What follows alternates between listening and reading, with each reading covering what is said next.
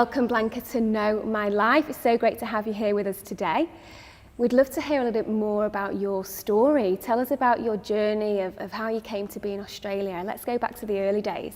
Thank you, Laura. Thank you for having me here. It's going to be a pleasure for me to tell you about me. I'm originally from Venezuela, South America, and I'm coming from how can I say that?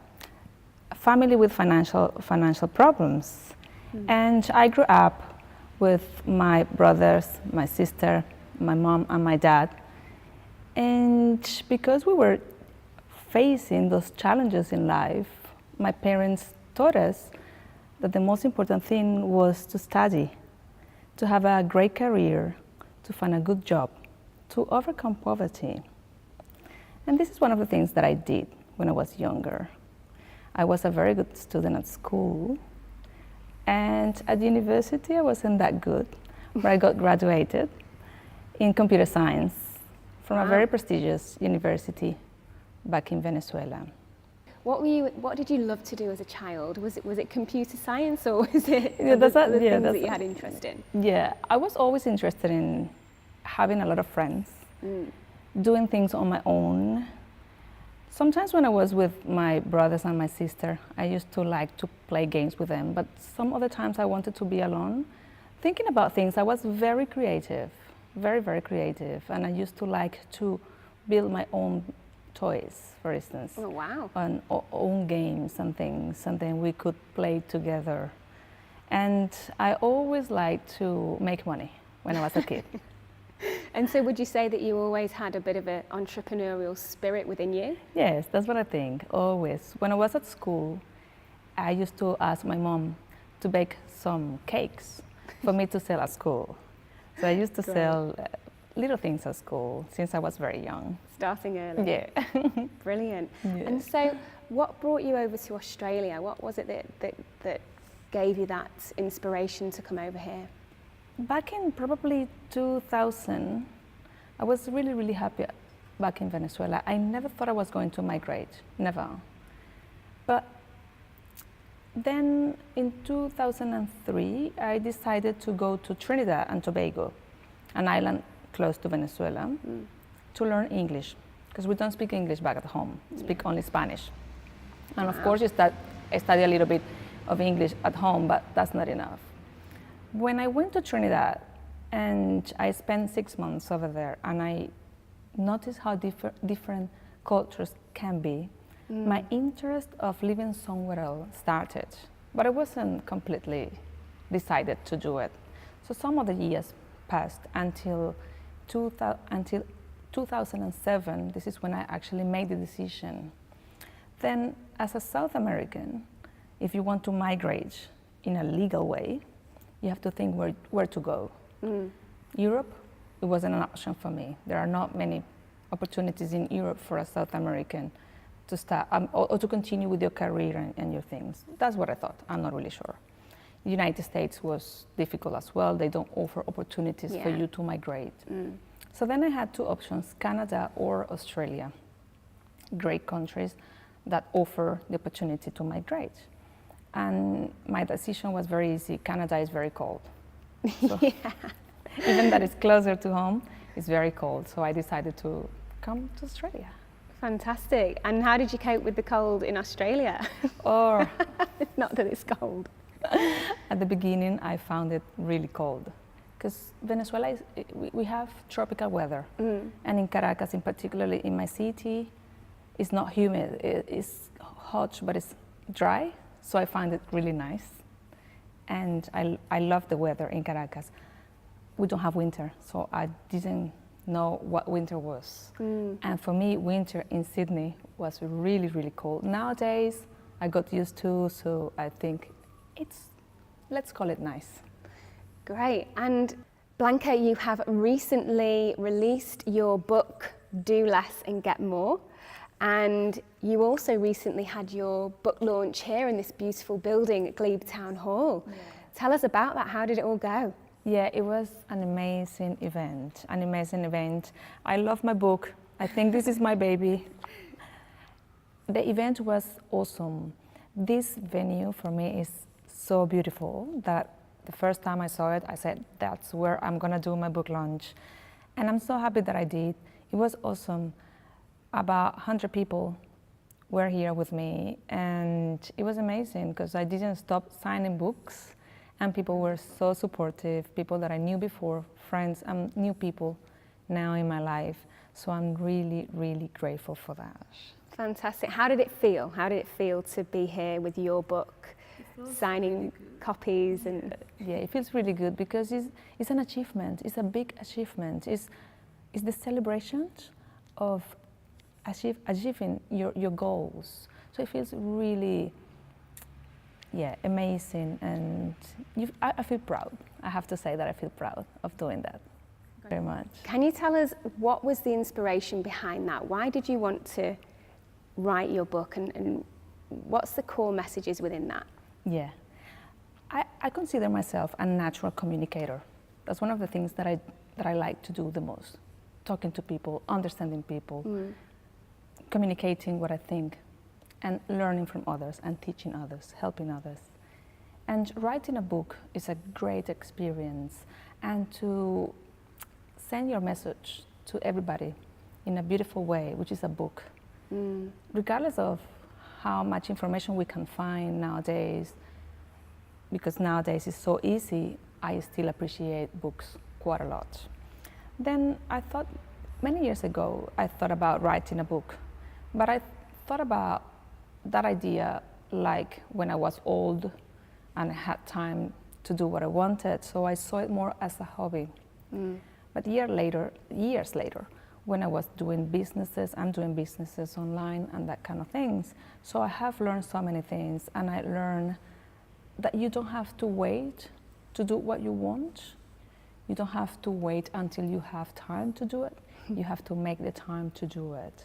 And I made the decision that I was going to write a book about what I have learned of being an entrepreneur, a successful entrepreneur. Wonderful. And can you tell us a little bit about that? What have you learned about being a successful entrepreneur? Yes. For people watching, if you had any advice for them, what would you say? Yeah, sure. An entrepreneur is someone who is a very creative person, someone who wants to help others through products or services that person can offer, and it's someone who doesn't want to depend on a job. It's a person who wants to generate jobs instead. But to be successful in businesses sometimes could be difficult if we don't understand exactly what it means. Some people start to have businesses, like traditional businesses, hoping to make money through something and not to have a manager or a boss. But we have to be really careful about that, because sometimes we start a business which at the end is not really a business. It becomes a job to the owner. So it's something like the business owns you instead of you owning the business. Yes. And then it's like a self-employment instead of a business. So what you're saying is there's a big difference between running a business and being self-employed. Yes, it's a huge difference, and some people don't see it very easily. For instance, I have met personal trainers, I'm just giving you an example, and they work on their own, and they call what they do a business. They have their customers, and they don't depend on a job, they don't depend on somebody paying the weekly or the monthly salary. Yeah.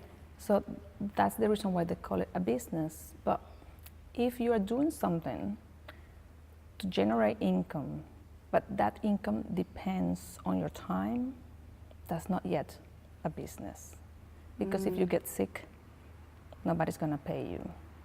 And then a self-employment could be even more difficult to a job, because when you go to your work, even if you don't want to go to your job, you get paid.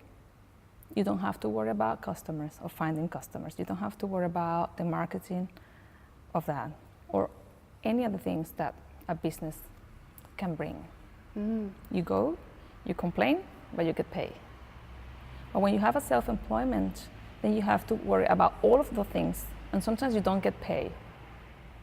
Then you have to be really careful on generating other kind of income, which is passive income. And obviously these are all things that you've learned on your journey from coming over to Australia and starting your own businesses. Correct. Was there, when did you actually start realizing this difference, or did you already have that knowledge before you started? Not really. Back in probably 2008, after finding jobs, after studying and graduating from university and doing what I thought it was my passion, because I love computer science, and I'm grateful for that career in my life and all the jobs that I have had. But I discovered that that wasn't my real passion. So I wanted to know what I wanted, so I always knew it was something about people, health, natural things, and that kind of thing. So back in 2008 or 9, I started to study something called batch flower remedies, which is a system of remedies that help to control your emotions or to regularize your emotions, something natural. And it's beautiful because you can help others with your remedies and your knowledge. I did that. It's a short course in terms of studying, but then you have to do a lot of practice to really understand how it works and to really help others. And I was doing it a lot of times for free.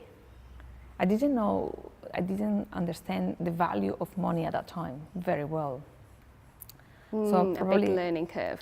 Yes, definitely, because probably sometimes I felt guilty if I was charging my friends for that, which nowadays I learn that there is nothing wrong about it. Yeah. Right. Yeah, but at that absolutely. time I didn't know that. And then I noticed that even if I loved batch flower remedies, I couldn't build a business out of that, or probably I wasn't prepared for that. And I understood the difference between having a job, a self-employment, and a business. Yeah, wow. And tell us, who is this book for? Who needs to read this book? Yeah. People who want to become an entrepreneur, people who are entrepreneurs, but they don't feel they are successful, people who haven't found their passion, people who are very young and they don't feel like going to university and having a career and having a job, people who want to grow in different areas of life, but especially in business. Fantastic. And so you mentioned that there were 4 steps that you talk about in the book. Yes. That people can take away and start implementing. Yes. Can you share a little bit about that with us? Sure. So the title of the book is To Do Less and Get More. Do less and get more. To do less and get more, you have to do a lot at the beginning. Yeah. Right? Because you have to build the foundation. But the first step that I recommend is to find your passion. You want to work on what you love. Otherwise, you get tired at any time during the process. Find your passion and don't confuse that passion with money. If you want to make money, don't think about money. Money is the result of doing what you really love to do. Something that you would do even if you don't get paid. That's your passion. Second, turn that passion into a profitable business. And that could be difficult sometimes, depending on what you really want, but I'm sure there are always ways to turn it into a profitable business. The third step is to systemize that business, because you need to have systems in place. And a system is a set of steps or processes that, receiving an input, will automatically generate an output. That's something that doesn't need your presence. That's a system. Not everything that you do could be systemized, but what you can systemize, do it. And the fourth step is to generate passive income. And the passive income is that income that you receive even when your presence is not required. For instance, a book. When you write a book, you make a lot of effort. You have to research, you have to write, you have to do a lot of things. But once you have that book and you sell it, because you have to sell it if you want to generate some income, then your your presence and your time is not required any longer. That's just an example. It could be software, it could be a program, it could be anything that you can help many people with at the same time without spending your time. Fantastic tips for us there. And is there another book in you? Tell us a bit about what you're hoping to create in the future. What's next for you? Yeah, I would love to write another book, definitely. This is my first one, but it's not going to be the only one. I'm not really sure yet what I'm going to write about next, but I think I'm going to take a couple of years to make this one more available and visible. And after that, when I will decide what else to write about, probably businesses and personal growth, which is the things that I feel really passionate about. Great. Yeah. And what would you say was the biggest lesson that you learnt through going through that process, through giving yourself a bit of a deadline and saying, I'm going to get this done? What was the biggest learning curve for you within that? Yeah.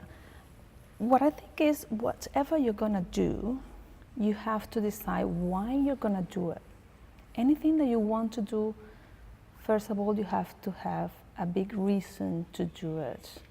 Because when we're doing something out of our comfort zone, it requires a lot of effort, discipline, commitment, responsibility, passion, attitude, many things. And it's very easy to give up. But if you have a big reason for you to do it, every time that you want to give up, you remember that and you will continue. That's one of the things. The other thing that I have learned, you have to have a deadline for things that you're going to do. If you don't have a particular time when you want to finish something, then tomorrow is okay. Tomorrow is always good. But if you know, as in my case, I decided that I was going to launch my book in December 2016, I did everything based on that. I know many people who have started to write books and they take years, and in the middle of the process, they give up. Yeah, absolutely. Yeah. Well, thank you so much for sharing all your wisdom with us today. It's great to have you, and we're very, very excited about what's next. Thank you so much, Laura. Thanks.